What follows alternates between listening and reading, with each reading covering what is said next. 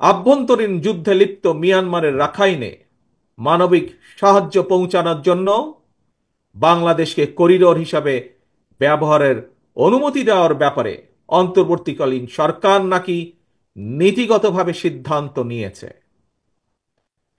দেশের স্বাধীনতা সার্বভৌমত্বের সঙ্গে জড়িত এমন একটি স্পর্শকাতর বিষয় সিদ্ধান্ত নেওয়ার ক্ষেত্রে অন্তর্বর্তীকালীন সরকার কিন্তু জনগণকে জানায়নি।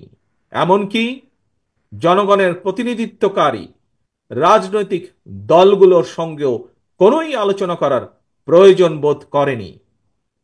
দেশের জনগণকে না জানিয়ে অন্তর্বর্তীকালীন সরকার এ ধরনের সিদ্ধান্ত নিতে পারে কিনা কিংবা নেওয়া উচিত কিনা এই মুহূর্তে সেই বিতর্ক আমি তুলতে চাই না। তবে স্বাধীনতা প্রিয় জনগণ মনে করে করিডোর দেওয়া না দেওয়ার বিষয় সিদ্ধান্ত আসতে হবে জনগণের কাছ থেকে।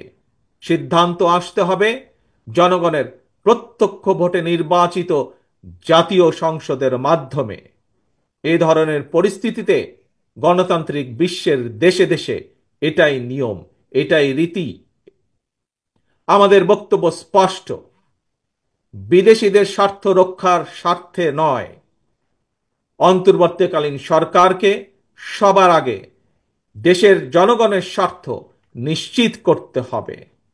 কারণ মিয়ানমার, ভারত, পাকিস্তান কিংবা অন্য কোনো দেশ নয়, সবার আগে বাংলাদেশ।